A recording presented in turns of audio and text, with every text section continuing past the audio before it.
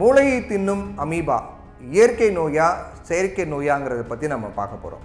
கேரள மாநிலத்தில் இப்போது ஒரு அரிய வகை நோய் பரவி மக்கள் மத்தியில் பீதியை ஏற்படுத்தியிருக்கு. இது தொடர்பாக தமிழகமும் முன்னெச்சரிக்கை நடவடிக்கைகளை மேற்கொண்டு வராங்க. மூளையை தின்னும் அமீபா தான் அந்த புதிய வகை நோய் அப்படின்னு சொல்லப்படுது. மூளையை தின்னும் அமீபா அப்படிங்கிறது நெக்லேரியா கோலிரேசிஸ் பிரைமரி அமீபிக் மெனிங்கோஎன்செபாலிட்டிஸ் அப்படின்னு சொல்லக்கூடிய ஒரு அரிய வகை கிருமி ஆகும். கேரள மாநிலம் ஆலப்புழாவில் பிரைமரி அமீபிக் மெனிங்கோஎன்செபாலிட்டிஸ் அப்படிங்கிற அரிய மூளை தாக்குதல் நோயால் 10ஆம் வகுப்பு படித்து வந்த 15 வயது சிறுவன் கடந்த 7ஆம் தேதி உயிரிழந்தார். அதே போல் காசர்கோடு மாவட்ட படனக்காடு பகுதியில் வசித்த ஸ்ரீபாலு அப்படிங்கிற 3 வயது சிறுவன் இந்த அரிய நோய் தாக்கி மரணமடைந்தார். திருச்சூரை சேர்ந்த பலேஸ் அவஸ்தி ஆகியோருக்கு ஸ்ரீபாலு சிவபாலு அப்படின்னு இரட்டை குழந்தைகள். இந்நிலையில் ஸ்ரீபாலு அப்படிங்கிற சிறுவனும் உயிரிழந்திருக்கார். பிரெயின் ஈட்டிங் அமீபாவால், அதாவது மூளையை தின்னக்கூடிய அமீபா, இதனால் ஏற்படக்கூடிய இந்நோய் 5 ஆண்டுகளுக்கு முன் ஆலப்புழாவில் பதிவானது. இந்த அரிய நோய் திரும்பவும் இப்போது கண்டறியப்பட்டிருக்கு அப்படின்னு சொல்லப்பட்டிருக்கு. இதுதான் இப்போது மக்கள் மத்தியில் அதிர்ச்சி ஏற்படுத்தியிருக்கு. தண்ணீரில் இருக்கக்கூடிய அமீபாக்கள் மூலமாக பரவும் இந்த நோய் மனிதர்களிடமிருந்து மனிதர்களுக்கு பரவாது அப்படின்னு கேரளா சுகாதாரத்துறை தெரிவித்திருக்காங்க. இந்த அமீபா வகை நோய் கிருமிகள் வாய்க்கால் அல்லது குளங்களில் குளிக்கும் போது மூக்கின் வழியாக மனித உடலுக்குள் நுழைந்து மூளை காய்ச்சலை ஏற்படுத்துது.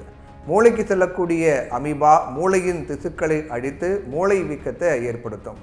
தலைவலி, குமட்டல், வாந்தி, காய்ச்சல் உள்ளிட்டவை ஆரம்ப நிலை அறிகுறிகள் ஆகும். மூளையை தின்னக்கூடிய அமீபாவின் வளர்ச்சி குறுகிய நேரத்தில் பல மடங்கு அதிகரிக்கும். மூளை பாதிக்கப்பட்ட சில நாட்களுக்குள்ள மரணம் நேரிடும். 15 நாட்களுக்குள்ள அமீபாவால் பாதிக்கப்பட்டவர் இறந்துடுறாங்க. அதனால தேங்கிய நீர், குட்டைகள், மாசுபட்ட நீர்நிலைகள், நீச்சல் குளங்கள் இந்த மாதிரி இடங்களில் குளிப்பதை தவிர்க்கணும் அப்படின்னு சொல்கிறாங்க. அதுலேயும் குழந்தைகளை அனுமதிக்கவே கூடாது அப்படிங்கிறாங்க. இந்த நோய் சமீபத்தில் ஏற்பட்டது கிடையாது. இதற்கு முன்னாடி 2016, 2019, 2020 மற்றும் 2022 இந்த ஆண்டுகள்லையும் இந்த நோய் பதிவாகியிருக்கு. 2016 ஆலப்புழாவிலும், 2019 மலப்புரத்திலும், 2020ஆம் ஆண்டில் கோழிக்கோட்டிலும், 2022 திருச்சூர்லையும் இந்த நோய் பாதிப்புகள் கண்டறியப்பட்டிருக்கு. இதற்கு முன்னாடி 5 பேருக்கு இந்த நோய் பாதித்துள்ளதாக அறிக்கை தெரிவிக்கப்பட்டிருக்கு. இந்த நோய் பாதித்தவர்கள் எல்லாருமே மரணம் அடைஞ்சிருக்காங்க. 100 விழுக்காடு மரணத்தை ஏற்படுத்தும் நோய் இது அப்படின்னு சொல்கிறாங்க.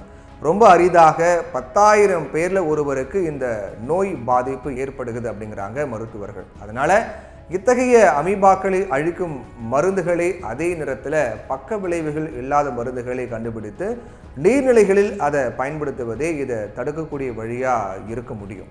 தேவைப்பட்டால் நீர்நிலை ஓரங்களில் மூலிகை தாவரங்களை வளர்ப்பது, இதை பற்றி சித்த மருத்துவர்களிடம் ஆலோசனை பெறலாம்.